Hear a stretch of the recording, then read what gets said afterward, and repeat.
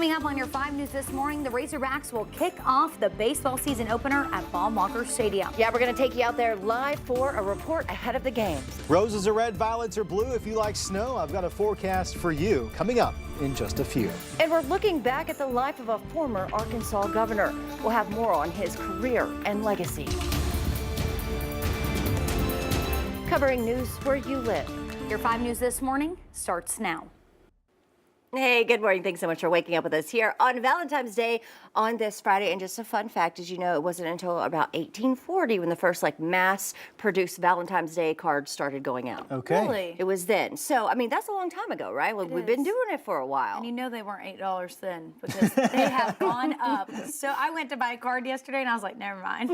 What's more these days, a Valentine's Day card or a carton of eggs? I think they're about the same price. Unless Wow. you get the singing one, then it's more than the eggs. Okay. Can we get singing eggs, maybe?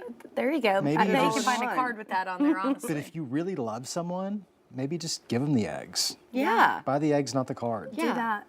Down There you go. pink, give You can, them okay, eggs. I have a little hack. If you're going to buy one today, you can buy the cards that are this big at Walmart for $3. That's what I did. Just 3. $3. Wow, okay.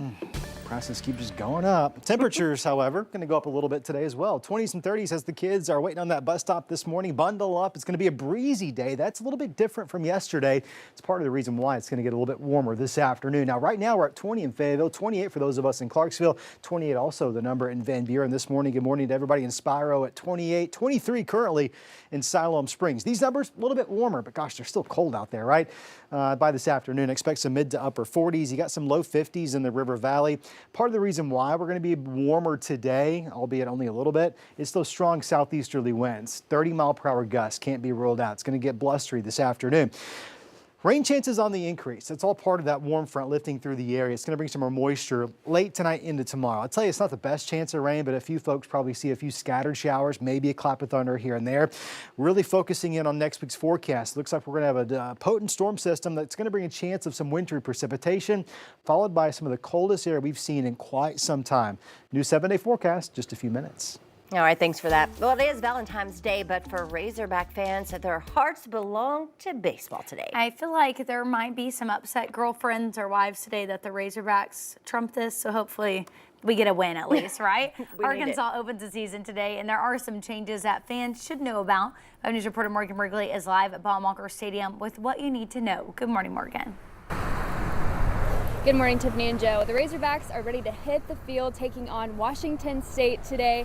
And first pitch is at noon, but we already have just a few dedicated fans that are getting set up out here. But if you are going to come out to the game, there are a few schedule changes that you should know about. Now, because of expected cold temperatures and rain, the opening weekend schedule has shifted, meaning a doubleheader today, an earlier start Saturday, and no game Sunday. First pitch is at noon today, with a second game following about 30 to 45 minutes later.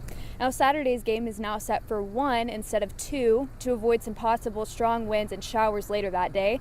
And there will be no game Sunday due to freezing temperatures. The series will wrap up on Monday at noon. And remember, gates open 90 minutes before the first pitch today and for every game. And as always, remember, you're only allowed for 1 clear bag into the stadium. You can also bring a small clutch purse just about the size of your hand. And the only exception to that is in the hog pen. You can have containers for food and drinks, but that's only in that area. We're going to keep you covered on all things opening weekend throughout the day today. For now, we're live in Fayetteville, covering news where you live. Morgan Wrigley, 5 News.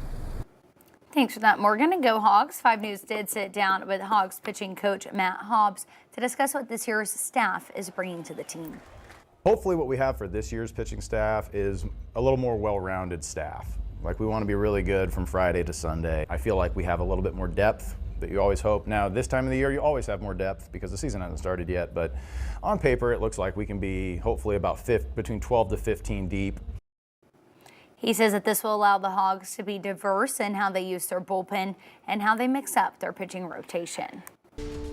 Well, at the state capitol, lawmakers are considering a change in who controls the content inside your library and who runs Arkansas PBS. Jonesboro Republican Dan Sullivan presented Senate Bill 184 to the state agency's committee.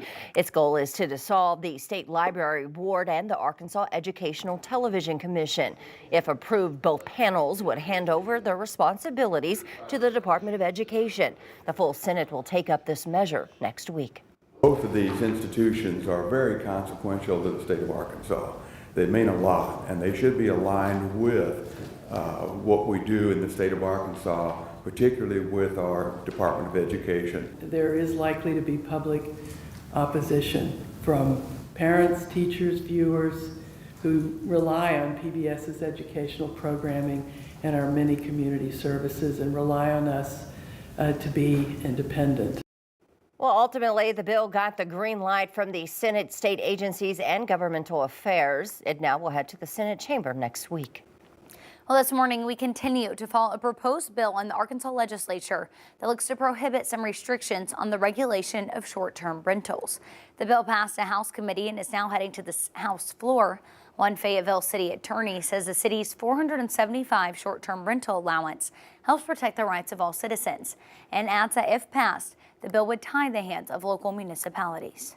Supreme Court has said many times it's not some sort of absolute right. You can do anything you want to with your property because your neighboring property owners have rights too. However, some support the freedoms that this bill could give property owners.